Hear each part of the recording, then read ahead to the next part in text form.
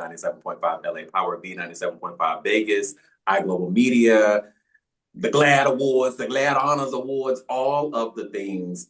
Today, I mean, this is a moment for me because we're talking about legacy and responsibility and representation as well as joy.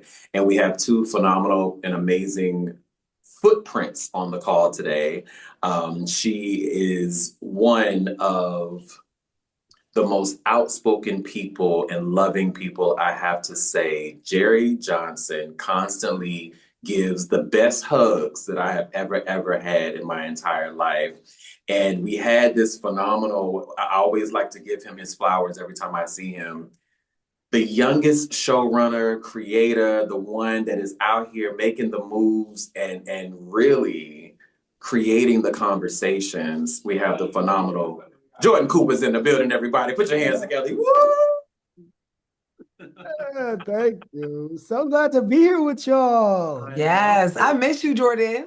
I miss you too. We haven't had a good key in a minute, but they don't know what they're in for with us hosting this thing together. It's about to be a time. This is about to be crazy because the GLAAD Media Awards are here, the GLAAD Honors that you two are actually hosting, which I think is so phenomenal and amazing. Before we get started, I want to start with Jerrie. Jerrie, thank you for coming on the show. Most of all, thank you for your footprint that you constantly give us within the industry. Before we get started, how are you and how's your heart? I am spectacular. I mean, Mercury is in retrograde now, so like today has been a really deeply emotional day, but I feel like I've been accepting love in all forms in my life. I've been like kind of living a little wildly, you know. More on that later. And so I feel like in alignment with my ancestors' dreams for me, for sure. Everyone told me about that because this is my birthday week, and everyone is just like, you know, the Mercuries and the risings and all of the things. And I was just like, what is happening? So basically they said I got a reset. I was like, okay, a reset. Jordan, what about you? How are you? How's your heart? Because I mean, we just had you on the show as we closed out the phenomenal Miss Pat show, and we had Pat on, but I was so excited to have a conversation with you. How are you, Jordan? And how's your heart? I'm good. My heart is good. My heart is grateful. Like, I'm really grateful. You know, I don't get to come to LA often, so there's something nice about being here for a short period of time, but get to see so many people who make me happy. So many people who make me happy. And this is one of them. So I'm super, super grateful. I'm super grateful because both of you hit some red carpets this past weekend. And when I tell you the colors were coloring and you guys did an amazing job on the red carpet. When you both got the phone call, the email, the text message that you were going to be hosting this year's GLAAD Honors, what was that moment for both of you? Jerrie, if you want to go first. For me, it was exciting because I am the hostess with the mostest, darling. And if you want your event to be great, you will choose me as a host. So I felt like GLAAD knew what they were doing, and I've been to the GLAAD Honors, you know, looking good, looking fine, I do. You've been killing the red carpets. I want to say with that thigh out, that thigh meat. Gotta have the thigh meat out, okay? If it ain't a little cleavage, if it ain't the clavicle, it's the thigh meat. And when it's all three of them together, it's the trifecta. Listen, it is some smoke in the city when it's all three together. Jordan, when you got the call, the text, the message, how was it? And what did you think? You were like, I'm about to host this big moment. The same thing. Just because I'm a geek when it comes to hosting award shows. I just love, like, even I remember being a little kid and, you know, watching the BET Awards and watching Monique come out there and do that. Yeah, you know what I mean? I just love. Yeah, I love an old school MC. And then when they told me I was doing it with Jerrie, I was like, oh, y'all just started trouble. Y'all listen, they got the two wrong people. Okay, it's about to be turned all the way out. Exactly. You know, for a lot of people that are nervous about hosting and all of the things, you both have had very, I love this word, yummy careers, right? Jordan, I want to start with you. You've shaken Broadway. We had this conversation with Ain't No Mo, executive produced groundbreaking television, but in addition to that, built worlds that have kind of challenged power.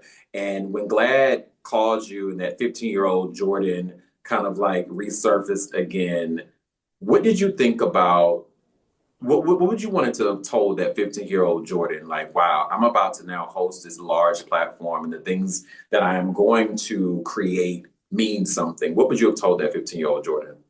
Oof. Just to keep going, you're not as alone as you think you are. You know, Mm, to even be a part of something like this and be doing it for the Black and queer community hmm at a time when I didn't know there was such thing as a Black and queer community, Right. right? I think that's the beauty of where we are now is you could turn on the TV or you have social media and you have a community people that you can see, and I think that was just I was just a queer church boy in Texas and didn't have that, right? Yeah. So like even Yeah. being able to walk into this space and be able to uplift the works that so many people have been doing for this hmm community, and to lift that up with joy and holding some radical ass joy in this Come moment, on. radical ass joy in these times.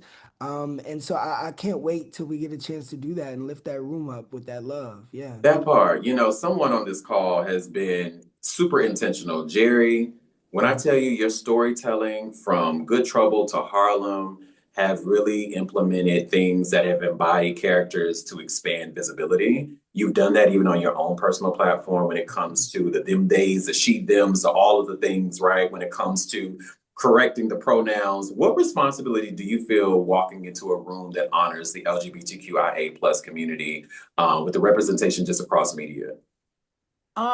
The responsibility to uplift the room. And, my mom used to say, you leave a space better than you came. And she was talking about cleaning, right? And not leaving a footprint, but energetically, you leave a space better than it was before you came there. And for me, it's always important to do that. It's always important to allow the space, especially for us, for people to be free to say what they want, to do what they want, because there's so many spaces in which some of our identities as queer Black people are silenced, right? There's a space where it's like, ooh, I feel the connection to my womanhood here, but these people we're really not speaking about queerness, or I feel the Black camaraderie here, but we're really not speaking about women's issues, right? And so that intersectionality of it all, and being able to hold space for all of that in a space that values the fullness of who we are as people is truly the most important thing to me. It truly is. And I thought about something as you were talking about with your mother, even though it had to do with cleaning, it was cleaning those spaces. And literally, you were actually putting in the right atmosphere that needed to be there. So, shout out to your mom even for just kind of giving that early knowledge. GLAAD isn't just an award show, though, right? It is an advocacy, it is protection, and it is policy within influence. What do you believe, both of you? What do you both believe media still gets wrong about the queer identity? Oof. Mm. I think there is still a little bit of classism. I think there's still a little bit of like the on queer folks, right? Mm, Like there is a whole community in the in between. It's like either something really, really bad is happening, or you're the queer person on top, so you are the honorary queer person for Oh, this amount of time, right? for everyone, right? Exactly. And we don't acknowledge sometimes like the people who are doing the groundwork, the people in the in between, the people who are taking those small steps every day to make big changes. And so, Mm, although I love like all the things that have come in the past 10 years that are shedding light on queerness and queer people, but I do think like it's still like, oh, the ideal queer person, right? Like we honor those right. people who still fit into those standards The box. sometimes yep. precisely. And so then there still feels like binary in the liberation of it all. And yeah, I'm Mhm. hoping for more space for things to exist in the other, in the gray Yeah. area, in the real area. There's the full collective there. Absolutely. Absolutely. Yeah. Absolutely. Yeah. Yeah, yeah. Jordan, if Yeah. you want to tap into any other. Oh yeah, I think that's beautiful. Like just diversity within queerness. You know what I mean? Because like Jerry said, there's often the same trope of the magical Negro is also the same trope of the magical queer, right? Which is like you are the anointed queer. You know what I mean? It's like you have to show up, and so much so that sometimes it doesn't allow others to operate in their freedom and operate in their truth, because then they feel like, oh, that's the kind of queer you want. So I got to do that. I have to operate in that space in order to be seen, in order to feel heard, right? Yeah. And I think that what's beautiful about GLAAD Honors is that we see all. You know what I mean? It's time to uplift all. There is no room for the one. You know, Yeah. it's room for all of us at this table. I Yeah. love that even within the GLAAD honors, they were speaking about the red carpet, and everyone gets to be on the red carpet. It's not just, individually for celebrity and talent and all of the things, right, Jerrie? We know, right? It's one of those things, Jordan, that, when it's only talent, there's so much more talent that's still around us that I think that us living in Los Angeles and Jordan, I know you just visited, but it's one of those things, right? Living in those cities where there's so many creatives and people that work alongside of us, they deserve to be able to feel represented and their stories to be told. With It's interesting having this conversation today. With the world going through what the world is experiencing, even in this current climate, how do you balance celebration with the urgency of the political climate kind of surrounding the LGBTQIA plus rights, especially right now? We have to celebrate. Like, we have to be celebrating, because the alchemy of radical joy and celebration is as important in pushing the needle as like us talking about all the horrible things that are happening, right? Like us staying informed. Like, you have to stay informed so that you know what you're up against. And with that, it's like the rain people, back in the olden days, right? When there was a drought and the crops were drying out, they would sit and meditate and pray for rain. And you would get rain to save your crops. And I don't think we come together enough for collective envisioning over what we desire and what is possible, in a way where people aren't like, well, I actually need, you know what I mean? People are in their own individuality about like the thing that we need collectively. And I think if we had a vision that we kept in our mind that was filled with joy and liberation that we collectively felt at one time, we can push the energy It can go forward. further. Absolutely. Yeah. Jordan, I don't know if you want to touch on that as well. Oh yeah, it's about the gathering spaces, right? It's about being a collective, because one thing we know about what's beautiful about social media is that we can reach far and wide, but the sad part is that can also be manipulated, right? So we have to take advantage of getting in spaces together and communicating it the same way the old folks did in civil rights movement. I know for some reason the church used to be that backbone, and now because the church don't understand us and don't want to push us forward, now where do we go? What do we have as this gathering space? Now we have to build new churches or transform the ones that were before, right? Yeah. Like, it's important to celebrate informed and not celebrate ignorant. But Right. either way, we need celebration, and we I was need, going to say, you know what I exactly. mean? It's like we can't, that's how we survive. That's how when we were on plantations, you know what I mean? It's like we needed to celebrate. We needed to sing a spiritual to get to this, you know what I mean? Just to make it through the day. That's all. Absolutely. Yeah. And I think that's the thing that we constantly talk about. I had a conversation the other day with a friend of mine. You guys know that the pandemic was only a couple of years ago. So we are still physically feeling the pandemic as we are Yes. experiencing real life. And I think that, and I'll speak for all of us, I don't think a lot of us have been able to reset from that time.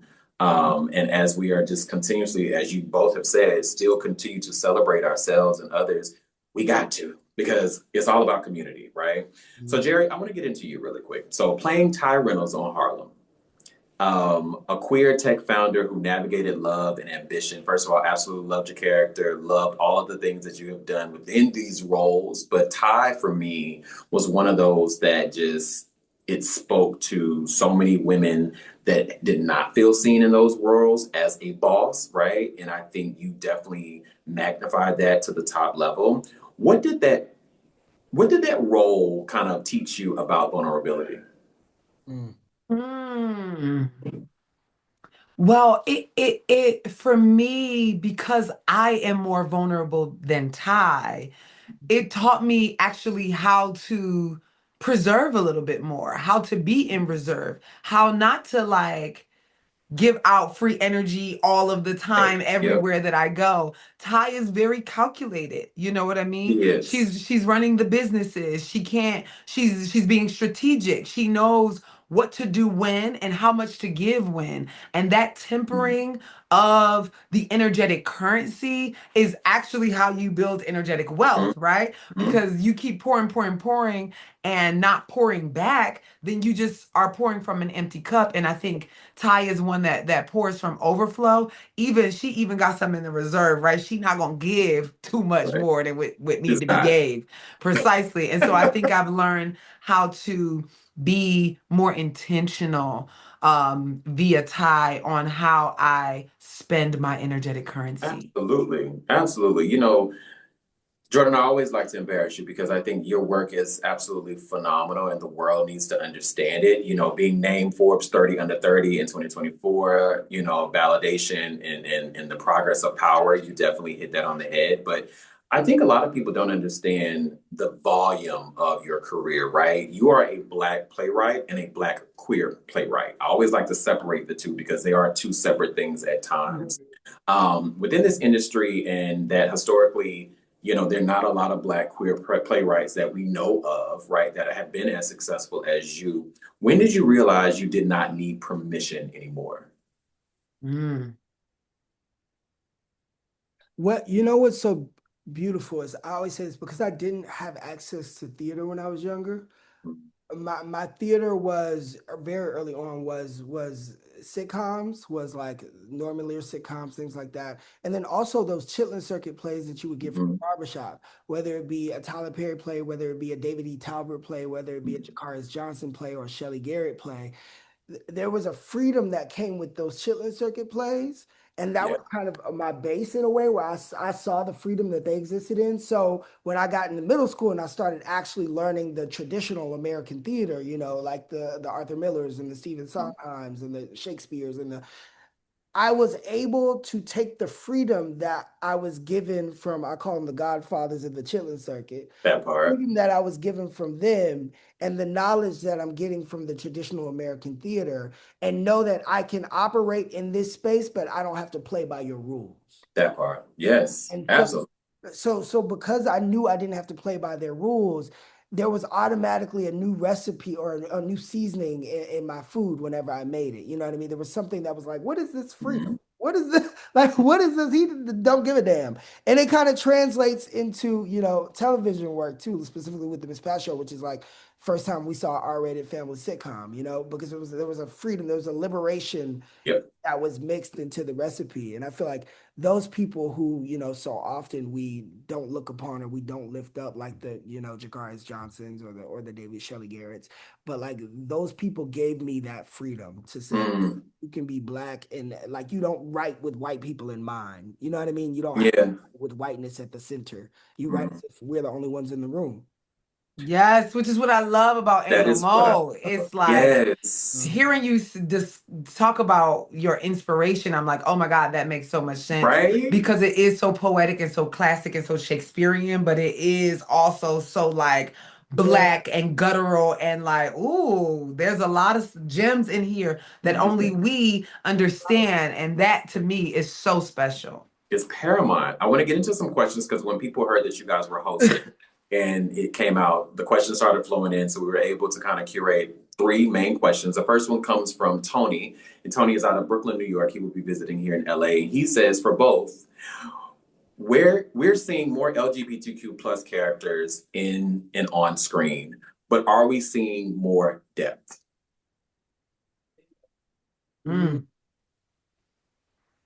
That's a question. That's a good question. I because I played Ty, I'm like, absolutely, right? Because of my role of Daphne on Survival of the Thickest, I'm like, absolutely. But beyond this small curated thing, it's like I can't confidently say yes about that. I can't confidently say that also in the like mega universes that we're seeing any more of those kinds of things. Like I think that would be a testament to like when it really, when we get some queer Marvel, I'll be like, okay, we going somewhere now because people put their money behind what they respect, right? And so absolutely. I think it's not yeah, that's a tough one for me. Yeah, Jordan, if you want to touch on that. No, similarly, I think we've come so far, but we got so far to go. Mhm. Absolutely. And so Yeah. I'm grateful to how far we have gotten, Hmm. and how much depth we have seen. But I think we've still just hit the tip of the iceberg as far as, queer complexity and queer depth on Mhm. television and in film. Yep. So Yep. so much more. Same with blackness too. I feel like there's so much more that we can do. It's interesting that you said that because, at one of the awards I was at most recently, it's interesting that we're still the first in a lot of these moments. Mm. Years and years and years later, there was a beautiful interview from Cheryl Lee Ralph and Jack A. And the 35-year span of that they had from winning this award. And I'm just like, we're still the first. But I'm so happy that you guys are going to be the first out here doing what y'all do out here at the GLAAD Honors. The next question comes from Tony. Tony is out of Pasadena. Tony says, what would you say to a younger queer creative watching during the GLAAD Honors? Meaning, is there no space for me? What would you tell them? I would say, one, you're not alone, and that there is space. We're constantly holding that space for you. I think that's, at least for me, and I think Jerry's one of those spirits as well, where we will constantly hold space for who's coming up. You know what I mean? We never, like, we leave doors wide open. I think that's because we've had them shut in our face before, Right. and we've had to be the one to break down those doors, right? So it's like, one, we can do what we can do, but also make sure that you're doing what you can do. There In you terms go. of, you teach the world how to treat you, right? I Hmm. always say, you teach them how to treat you. Never wait for anybody to give you an opportunity. Never wait for anybody to hold space for you. Hmm. You figure out how to make that space for yourself, because sometimes the room ain't always gonna look like us. It's not. And it It's ain't always gonna look like us. So you got to make sure that you have those tools to support yourself with whatever resources you have, whatever you have in your hands, you can do it. Jerrie, what about Yeah. you? I would say the biggest isolator is the lack of community. Yes. We we have social media at our hands right now, and so it's like wherever your local community is, go out and talk to Hmm. people on the street, talk to people at the grocery store, talk to people who look like you, talk to people who don't, because I think when we find our community, we stop looking for ourselves That's everywhere it. else. Yes. And it's like I can become a better version of me because I have so many reflections of me, which means that I know and am Mhm. affirmed that even if I don't see me on the screen, even if I don't see me in certain places where I wish I could see me, I know I'm seeing me I'm on a still here. daily. Yep. So I know there are more of me out here, but we can't do it by just being on the internet thinking like, okay, I'm all alone. This person's doing this. This person. Invite people over. Be talking to people in person, okay? Because these personal skills, okay, communication skills, they're dying out. They're declining. I They like are social skills declining. are on an all-time low. Yeah. Practice whether you're anxious or not. Practice. The worst that somebody can say is like, no, I'm not interested. And what's that gonna do? You still are alive after that. And so I say, yeah, be talking to people in person. And Toni Morrison said, if there's a book you want to read that doesn't exist, create it. If there's a club that you want that doesn't exist, create it. If there's a film that you want that doesn't exist, create it. If there's a play that you want to see that does not exist, write Make it. it. We Yeah. have to be making our own stuff. We have to Absolutely. be. Absolutely. Last question is, name a queer creative who inspires you right now. Mm. This is actually maybe this is cheap to say, but it is Jordan. I think Oh. like being a showrunner at such a young age, Hmm. creating like to my point before, it's like we ain't seen nothing like ain't no more. No. Never seen that. And now I'm like, I want to get on the plane, and it has inspired so many things. And it's like, for me, it also feels still approachable and for the Yeah, community. absolutely. And I think when I came into the industry, I thought that there would be like this queer club, like that you join, and all the queer people are like, we all offering working together. mentorship. Yeah, they're like, this is what you do, and all that. And it just was not that at all, And so for me, it is about the people who are for the people, who are approachable, who you can like talk to, and who you can feel the realness from, who don't perpetuate any type of isolation, who aren't trying to gatekeep any knowledge or anything that they know. And for me, that is Jordan, And so yeah, I wanted to honor the first thing that came to mind, So yeah. Amazing. Go ahead. I love that, Jerrie. Jordan, what about you? Thank you. That means a lot, for real. What's crazy is that the thing that's been on my mind and on my heart is that we did this finale of this past show this past season, where Terry, Pat's husband, has been looking for his father for like the past 4 seasons, and then he finally meets his aunt, who's supposed to be giving him more information, but then we finally learn that his aunt is actually his birth father, and she transitioned in the 70s. And that role is played by Sandra Caldwell, who she's just an amazing actress. You may know her as Drinking Champagne from Cheetah Girls. Yeah. She's been working in the industry since the 70s. She's been working, she's played Louis Gossett Jr.'s wife. She played Mr. T's wife. She's been working. And this was her first time being able to play a trans character on screen because she just came out in 2018. No one knew she was trans.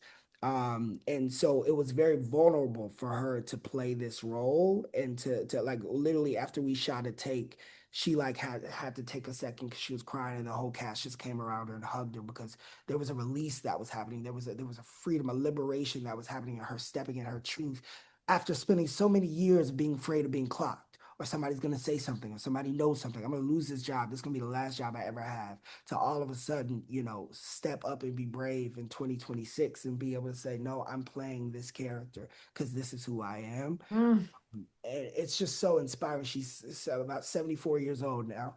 But it was just so inspiring because we never get to see trans elders in that way. Yes. Yeah. To see them, step into their power. So Sandra Caldwell's been on my heart for sure. I love it. Well, both of you are always on my heart. So March 4th is the GLAAD Honors. I'm so excited because we have two amazing hosts that's going to kill it. The last question for both of you, what is one word that you hope will define the GLAAD Honors 2026? Liberation. Radical Jubilee. I love it. I love it. And it would not be me. Jerrie, you don't know this yet because we've had Jordan on, so we'll ask him first since he answered the last time. As we wrap our show, I always love to ask Jordan all of the things that you've been able to accomplish in your young career. And now as you are continuing to build this beautiful platform, what do you want your legacy to be? I want my legacy to be leaving doors wide open. Yeah. Jerrie, you have been the volume and the color that we need in rooms consistently. What do you want your legacy to be? I think I'm going to say a callback to what I said earlier, having the audacity to leave a place better than it was when I came. Yeah, I love that. Thank you both. We're so excited to see you this week. I'm like, everyone is coming. They're excited to see that you guys are hosting. Have an amazing time, and I will see you on the carpet. See you on the carpet. Yeah. GLAAD. Yay! Yay! Thank you guys. Bye. Absolutely. Bye. Thanks. Bye.